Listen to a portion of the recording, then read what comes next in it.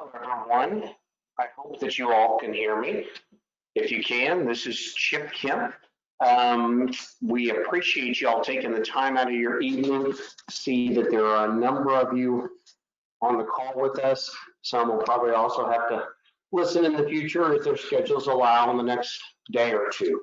A couple things here on the webinar platform. I'll have to be honest with you, I'm not as skilled as some of my colleagues are in this particular platform. But one of the things I'm going to ask you to do is you should be able to see what looks like a hand or your ability to raise your hand. Should you have questions, that's how we're going to pull that off this evening. Just push that thing, and or you can go down into the chat box and you can put in a question that you have right there, and we will attempt to get it that way. So just to give you a little bit of a heads up, we'll have a handful of staff members with a little luck will join us. And so if you have questions on that, let me know. So with that said, I see that from ASA staff, besides myself, Dr. Jackie Atkins is on. Also, Bailey Abel is on. It's possible we may have another colleague join, but if not, we'll be just fine. So with that said, we're going to try to get with it and respect your time here a little bit, especially on this informational webinar. We'll try not to eat up your entire evening.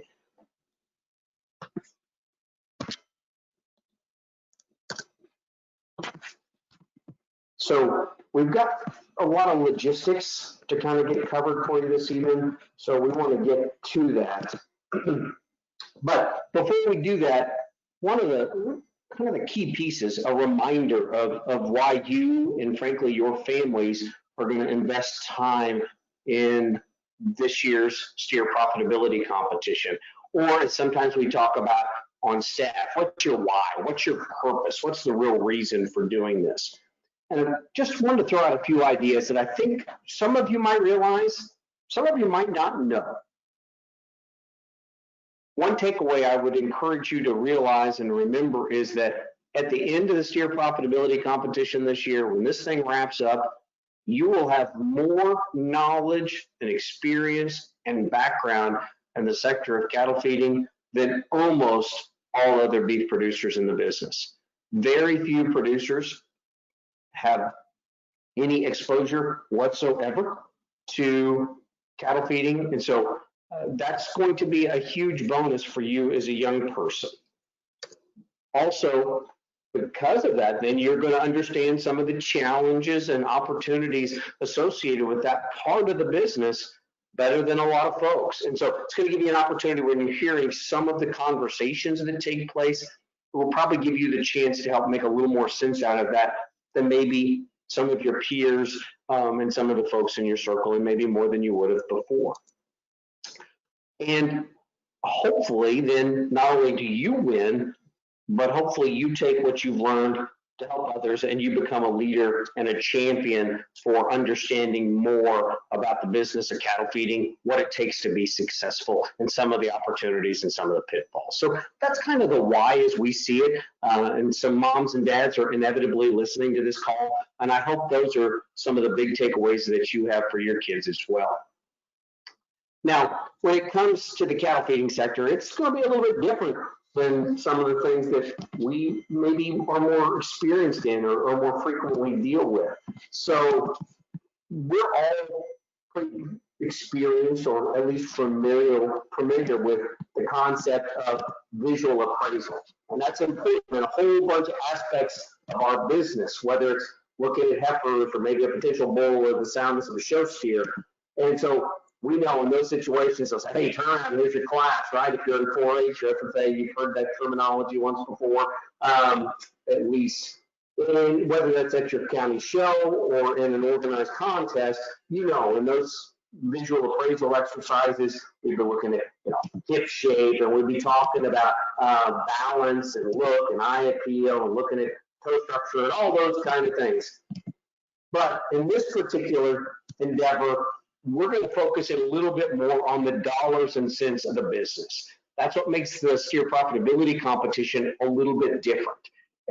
than maybe the traditional visual appraisal model that we use in other sectors of our day-to-day lives. And so that's why you're here. That's the focus of what we're trying to accomplish. Specifically, what are some of the aims that we hope that are on the table for you as you participate in this year's version of the competition? Here are some things that I put down. They're probably not exhaustive, but they give you a big sense of what I hope that you specifically get from this experience. And I'll just read them just to kind of drive it home a little bit. But that's first and foremost to identify and understand the profit or loss associated with your particular steer or pen of steers. But that's important to identify it, but then of nearly the same level of importance is the second bullet point, and that's to gain insight as to what caused that profit or loss. Was it a health issue? Was it a genetic issue? Was it the animals weren't prepped right? Was it a market issue that you couldn't help, that was out of your control? The third point on here is, I think, a big one, and that's to learn from other folks who can share knowledge with us. And it doesn't matter if that is on your softball team back home, if it's in math class, if it's at a cattle show, or if it's in the SPC.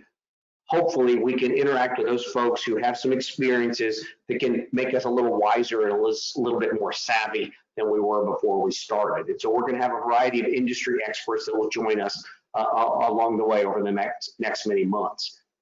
You're going to have, I'll call it the opportunity, you might call it the job, to provide feedback on what you've learned. And then you're going to get to gauge from a competition standpoint how your calf did against the others. And so the competition is important. We enjoy that, and it is a piece that we're going to highlight as we go through this, in particular as we get closer to the end. But I think I might argue that the educational aspects, the internship aspect of this year profitability competition might even trump the value more so than the contest aspect of it. We'll embrace both of those. We won't shy away from either one of those during our next number of months together. So some specifics I want to point out to you. We're pressed for time here, as I think most of us can realize. Ideally, we're hoping that we can make arrangements, and we'll talk about those a little bit more later on this conversation. Hopefully we can get calves to arrive the latter part of next week. We're hoping we can figure this out. They will go to the University of Missouri, which is Columbia, Missouri. They have a research farm, a teaching farm, like a lot of land grant schools do. Your calves will call that location home for the duration of this year profitability competition. And so that will be the feedlot in which they're fed. And there's some unique reasons we've chose that facility. We've worked with it for a few years now, and it's been really, really successful. Shortly after they, well, immediately upon arrival, they'll be placed in front of a receiving ration. Receiving ration is essentially a high forage ration, not a lot of grain, something that's pretty easy on their guts to let them to reacclimate, sort of as some of you all would do. Maybe you'd, maybe your stomach had gotten a little off kilter for a day or two.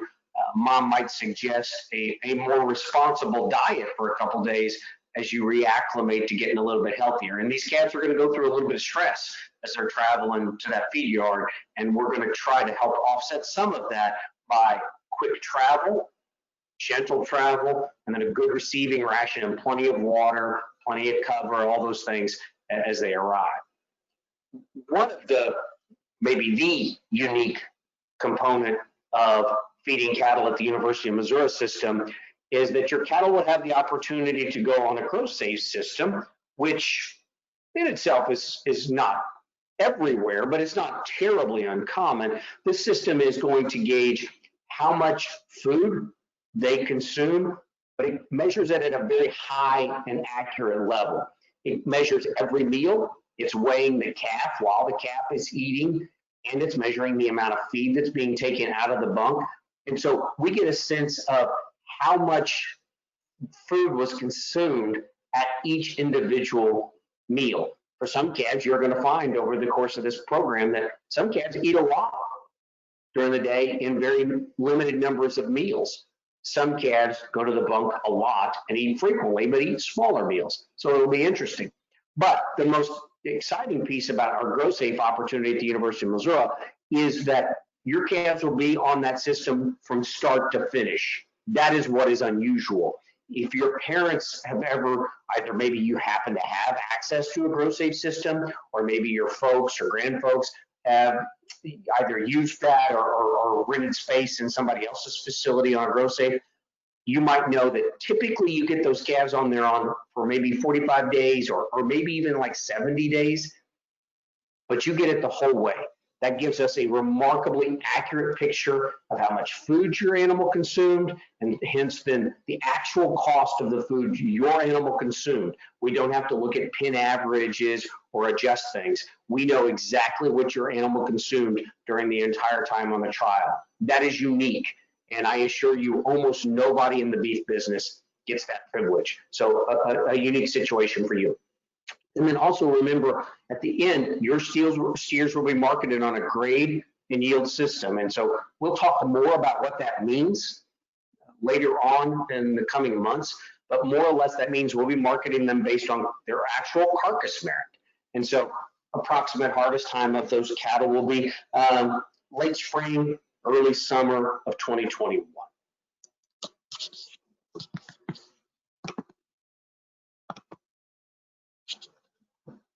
As we look at some of the parameters, you have seen these already. You've already registered your cattle, but just as a reminder, these are some of the points that we want to keep in mind.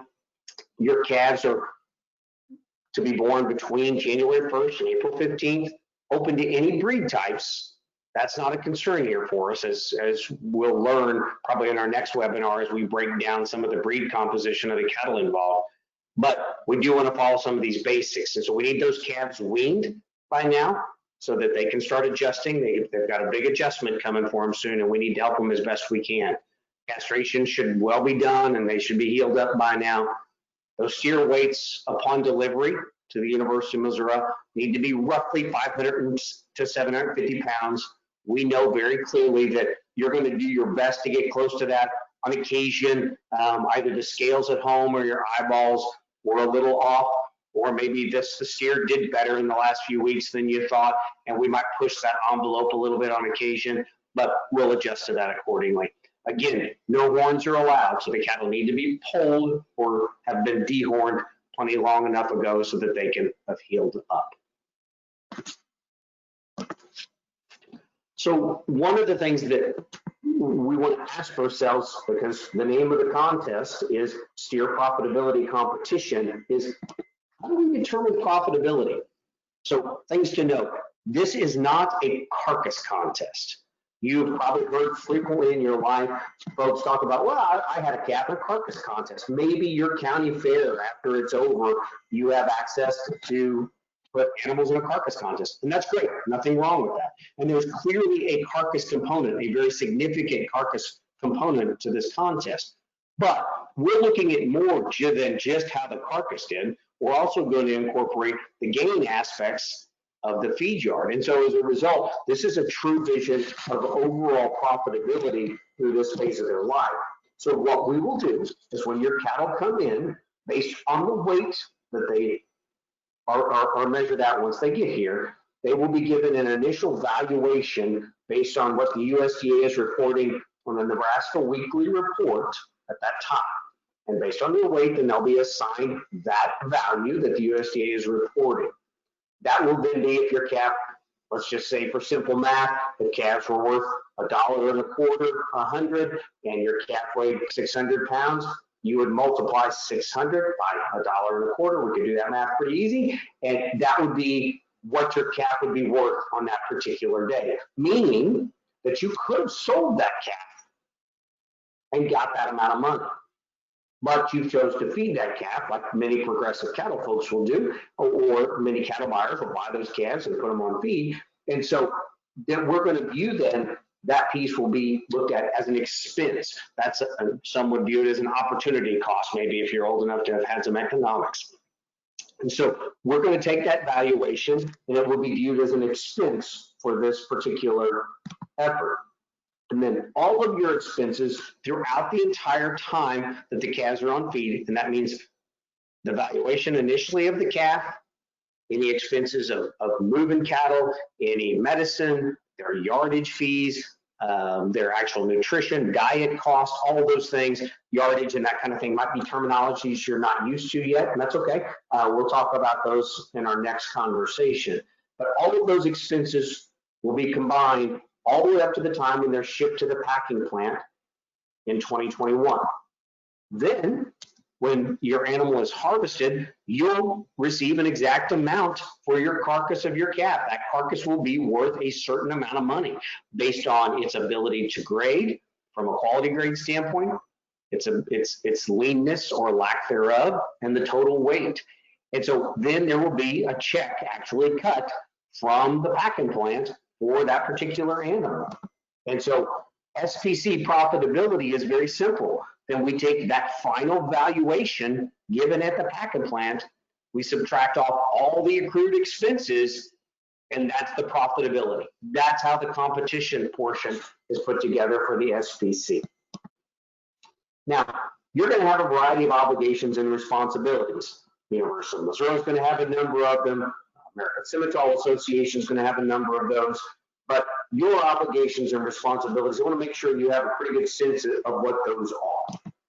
So you're going to need to make sure that your animals are appropriately on file with ASA. We probably still have, just so you know, we have mostly folks who are junior members of the American Simmental Association, but we have allowed some other folks in this year who want to participate in the competition who are members of other junior associations from other organizations, and we think that's awesome. It's very much in line with the approach that we use at ASA and also through our International Genetic Solutions platform, is that we're very open-armed to the industry, into the business. There probably are a couple of those animals that we still got to work on getting some of those details put in place, and we'll do that in the coming days, but we'll need to get all those animals on file in our system so that we can accurately track the genetic merit of those cattle.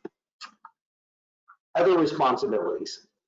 You and your family are going to aid us in what we'll call the logistics or the moving of those cattle here in the coming days, and we'll talk about that a little bit more.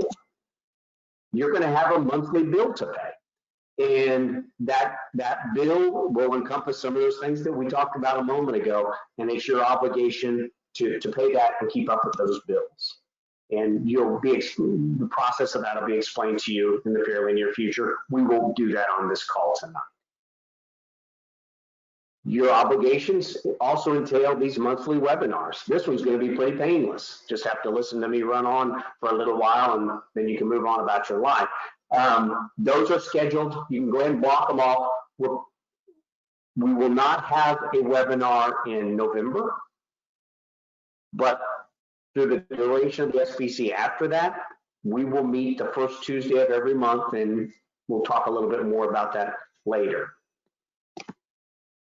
You will have monthly assignments. For those of you who've been involved with this before, you know that we have monthly obligations that you have to give some feedback on what you learned in the webinar, or what you learned from the monthly newsletter, or what you learned through the data of your cattle. So there's a variety of opportunities that we'll talk about a little bit more, or actually a colleague will talk a little more about those in a moment. You don't really have an obligation on this spot, but I did want to make note that sometimes folks ask, where can I see the ongoing data on my calf? And when you go to the SPC webpage, which each of you has figured out how to do by this point, you'll see there's a link there that says calf data. And as your calves start getting information in, that data sheet will be updated to reflect the calves in this year's SPC. FYI, those calves will not be listed by your name. Those calves will be listed by ear tag number. One of the things we're going to be very sensitive to is we will identify those calves by ear tag number, and each participant will get their own email that tells them which ear tags are their calves. So that when we're talking about cattle, on occasion, we might use some cattle that are on feed with us as examples of different things. That way, we're not going to point out the owner and the other folks in the competition will not know who is the owner of those calves, but you will know based on the ear tags if we happen to be talking about one of your calves. There's a lot of important information, and then we're going to try to get some of that in front of you here real quick. Remember, you're the owner of your steer or steers all the way through. That never changes. However, you also need to understand that once those cattle get on the trailer and come to the University of Missouri, the decisions then, even though you're always the owner, just like in a traditional feed yard setting, if you send your calves off to a feed yard somewhere, decisions are made by feed yard management. And so I just want to make sure it's clear, in particular to the moms and dads and maybe some of the older folks, is the kids always own them, but you do forfeit possession, meaning you don't get them back, and you do forfeit management decisions. Those will fall to other people throughout the duration of the steer profitability competition. And to be clear, that is no different than if you put cattle on feed in a feed yard. The day-to-day decisions will be handled by somebody else. Just so you know, some of these steers, I believe, already have DNA collected, and that's wonderful. For those that don't, those cattle will have DNA collected at the feed yard. You don't have to worry about it. We will take care of that, and we will get that on file so that the genomic value, something we'll talk a little bit later in a future webinar, will get reported to the database so that we all learn from each other as we learn of the genetics of your cattle at the DNA level. All steers will be vaccinated when they get to the feed yard. Actually, we'll wait a couple days. It depends upon a variety of factors, including weather, including how quickly all these calves get assembled. It might take 2 or 3 days for all the calves to be assembled, so on and so forth. A reminder, I know you know this, but it's important for us to say this, just so you know, this is a terminal contest. That means, again, you won't be getting the cattle back. They will be harvested at the end of this project, and you're agreeing to that by participation. Also, management decisions, just to be specific, all feeding decisions and implant strategies are determined by feed yard management. Those are their decisions. They're the experts in this space. We will keep you aware. You'll know at every step when those things happen, but they're going to make those decisions for us because they're best positioned to have the right knowledge for that. And then the same thing, the steers will be harvested at the discretion of feed yard management, and of course, based on timing, scheduling at the packing plants as well. So those are some things that also along that lines, other important pieces to know. You need to participate. That is an expectation of this program. We need you on the monthly webinars. We understand that not everybody can join in at the same time. Potentially Tuesday nights are a problem for you. Maybe you have fall practice or something of that nature. We understand. So all of these will be recorded, and they all will then be put in on that website so that you can watch them later if you need to. So just so you know, that is an expectation. And those assignments then that come from the webinars, those too are an expectation. And so should you choose to opt to not do those, recognize your cattle are still on feed and you will still receive bills that will be paid, that will be expected to be paid for those cattle. And it's still your steer. You will still receive payment at the end because it's your animal. You're the owner. But you will be removed from the competition, meaning we will take your animal out of the viewership so that you can't see how it compares to the others. And at the end, when awards are given, your animal won't be considered. So strongly encourage you. We try to keep the webinars to an hour or less if we can help it. And the assignments, we've really worked in the last couple of rotations of the steer profitability competition to keep the assignments fresh, fun, and a little different and not too overwhelming. You will not be paid at the end until your bills are paid. I think you would expect that. You know by now that the entry fee is $65, and to be very clear, those entry fees go specifically 2 ways, and that's just to cover some fees that are a little separate from the traditional feeding of cattle, and so we wanted to take those out of the equation so that we have an accurate assessment of the profitability of your cattle. Also remember, unfortunately, animals do on occasion get hurt. On occasion, animals even perish prior to the ideal time. And so recognize we do everything within our power to ensure that doesn't happen. You can see here's an example of some of the pinning where they're deep bedded and we try to keep them comfortable. But even given that, as you all know from back home, animals can get hurt. Real quick about the shipping and the logistics. You need health papers. That means you probably, if you haven't, you probably need to talk to your vet fairly quickly. See if you can make arrangements for health papers. We can deal with those either in a print version or digitally, because it's fine. You can certainly share those via email if you need to, if your vet does them that way. It's perfectly good. But this is something you'll want to get scheduled pretty directly with your vet. Healthy calves only. As a screener or hauler, and in this case, to be frank, that's likely to be me. When I get there, I need to see calves that look pretty healthy. If I see an animal that's obviously injured or obviously quite sick, we're going to reject that animal because it doesn't give that animal a very good chance of success. Plus, it's potential that it could cause problems to the other steers in the competition. We're going to work on the steer collection route. That's a big undertaking here at the beginning because you all are spread out from Minnesota and South Dakota to Kansas to various portions of the Midwest to Alabama. So we cover some territory here, and so that collection route is not an easy thing to figure out. What we will commit to is we will do everything within our power to get within 250 miles of your house so that we can get to a point where you can drop those cattle off to meet a trailer. We will work very hard to do that. I will tell you, most of the time, we can even do better than that.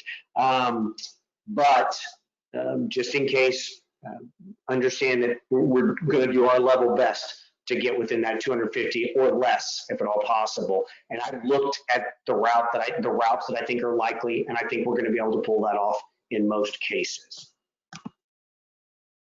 You and your family are going to be responsible for getting those calves to those various collection points. That's your obligation. And our goal is to hopefully start collection the mid to latter part of next week. That would be, I believe, the 4th through the end of next week, if at all possible. And so I will tell you that after this call, probably tomorrow, I will start reaching out to you individually and or your parents and talking about the specifics of meeting up for your cattle. We'll just talk about it. There are too many variables and too many unknowns to try to solve all of that on a call and spend a lot of people's time. We don't want to do that. And so what we'll do is in the coming days, in the next day or two, you or your family will be hearing from me, and we'll talk about specifically where we're going to meet to get your cow. So with that said, I am, with a little luck, going to try to turn this over to a colleague, though I'm not dead certain that's going to work out. So let's see. Bailey Abels, can you hear me? And if so, can you say something to see if I can hear you?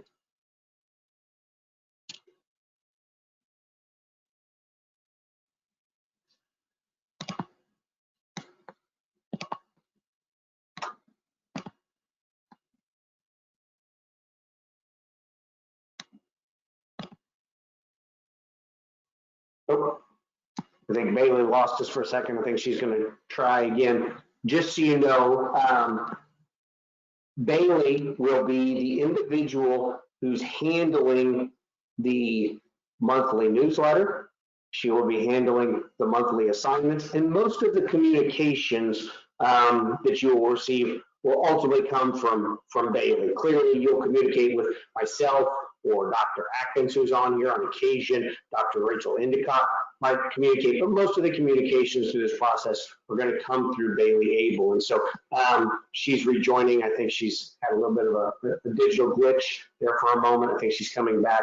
But I want to let you know she's putting forth a platform for assignments and newsletters. And so real quick, I'll kind of throw some of those things out there. Just as a reminder, that newsletter will come once a month. Now, it will come well in advance of our scheduled meeting so that it will both remind you of the meeting, and it will give you a heads up of what's happened in the last month, some updates from the feed yard. There'll be some highlights on participants. One of the things that if Bailey hasn't already done, she will be doing very soon. I think it's maybe actually after this call, is you're going to be providing some individual information about yourself to her so that she can highlight each of you at some point along the way in one of the newsletters. We'd like your fellow participants to know a little bit about you. There'll also be some interesting articles, some feedlot related articles that'll be in those newsletters as well. Again, the webinar, you know how to get on these. This will be essentially the same basic approach that we'll use throughout the program. And Bailey, let me know if can you say something, Bailey, see if I can hear you. I can hear you. Can you hear me? Yes, I can. So Bailey Abel is who you hear talking. Bailey, I just talked to him a little bit about the monthly newsletter, and we're on the conversation about their monthly assignment. Would you want to take over and tell them a little bit about expectations there? Yes. So again, I'm excited to be jumping in here. This is my first time jumping in here with you all, so I am excited to go through some of this stuff. I've been around the SBC a little bit in the past. This is my first time taking over some of this stuff, but I hope you'll work with me a bit, and if there's any issues, just let me know. But the assignments, the plan is, as you all have already heard, is to do them once a month, and so I will do my best to have them ready and to go out either the same evening as the webinars or the next day, and they'll be based around something to do with the webinar, or if there's specific data coming in from the CAS at a certain time, we'll also be using that. Mostly, we just want to make sure that these assignments are helping you all get the most out of this contest that you can.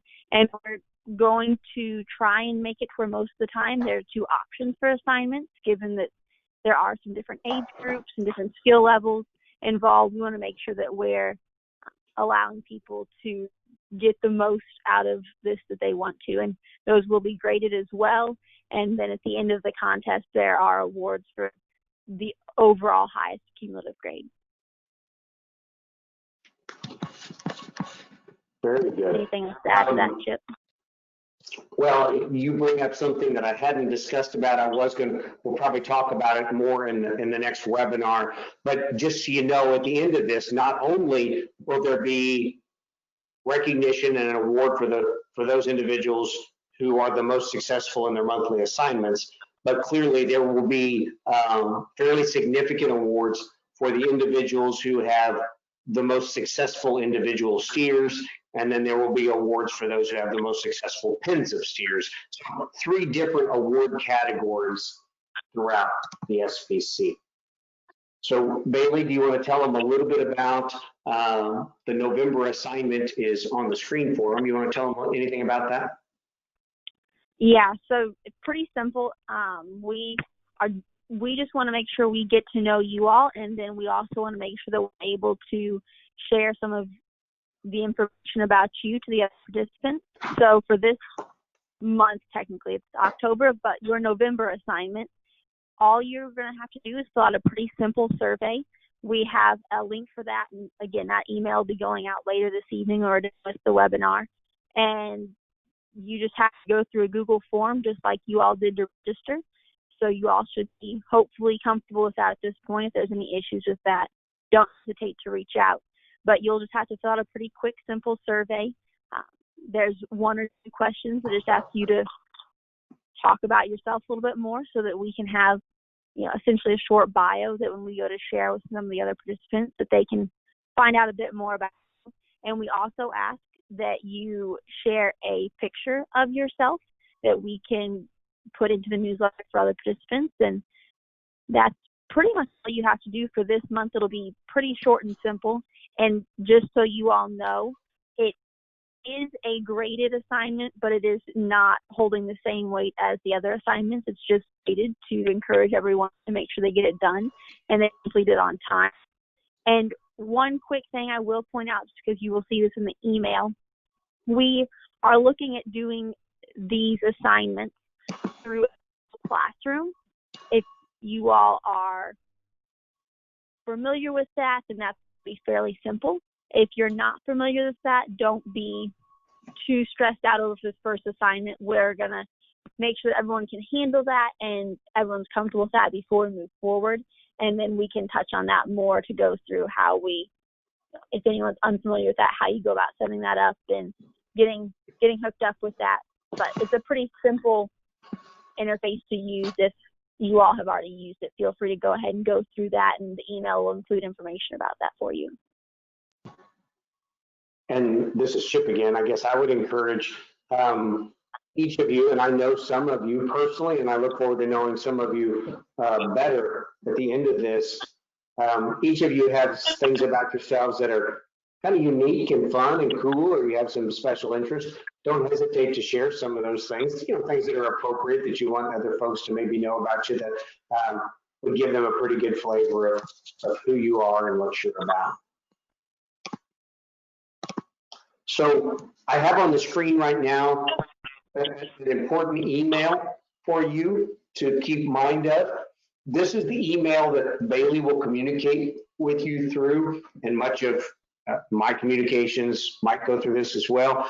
And so make sure that you're familiar with, it's not a very hard one, spc@simgene.com is the email that most of your information is going to fire back and forth with. If you have questions, it's the right one to start with. And if Bailey needs to direct that to somebody else, we certainly can. And so this is an important email, and one that you might watch for the first couple of days. Make sure that, I don't think it's the kind that should get caught in a spam filter or anything, but mom or dad, you might watch for that. Bailey, any other comments that you might have for them as we wrap this component up? I don't think I have too much else. One thing I did want to note quick on that email address, don't be surprised depending on how your email takes email, and like you said, watch your spam, your junk filters, but it comes across sometimes as Profitability Contest Steer. So that's a long name. Occasionally the email on your preview, it'll kind of cut that off and it looks a little funny at first. So just, again, make sure you're watching for that email. You should be getting one this evening. So you don't see an email, tonight or first thing in the morning. Check those out because it does look a little funny at first when it comes through. Very good. Well, I told you we would try to be fairly responsible with time this evening, and I think we've done that. At present, I don't see any obvious questions. If you have one, now might be the time to push that hand or to scream. And I guess you can scream real loud, but I probably won't hear you. So you better push that hand or type in the chat box. But while I'm giving you an opportunity to do that, really do genuinely want to tip my hat to each of you. Cattle feeding can be a bit intimidating, and so oftentimes folks shy away from it because it just sounds a bit daunting, or it's a little foreign to some of us. But this is going to be something that I think that you're going to learn from. I think you're going to learn a lot. I intend to learn a fair amount myself as we go through, and so it's a fun opportunity. It's an exciting opportunity, and so I say thank you to each of you. Again, to this point, I have no hands raised. I have no chats that I see. I see no questions. And so, Dr. Atkins, any comments that you'd like to make while you're on? Nothing real particular other than to say welcome to the SPC. This is really a fun program for me to be involved in, and I think my colleagues feel the same way. This is a unique opportunity, and you're unique for taking it. And so welcome, and looking forward to the year with you guys. Wonderful. With that, please, if your mom and dad are not communicating, or excuse me, are not listening over your shoulder right now, please warn them that unfortunately for them, they're probably going to have to communicate with me in the next day or so as we plan travel. And so please go ahead and give them a heads up. Parents, if you have any questions at all and you want to be, and they're preemptive type questions and you want to jump on and go ahead and get in front of those, feel free to go ahead and email that SVC email address if you have particular things you think are relevant that we should know right away. Otherwise, in the next day or so, you'll be hearing from me with hopes and desires to be picking up your kids middle tail end of next week. With that, since I see no questions or comments, and I didn't expect this webinar would cause many, we've had you for almost 45 minutes. I think that's plenty on an informational intro webinar. I say thank you, and to each of you, have a great night. We will talk very soon. Thanks, Chip. Good night, everybody.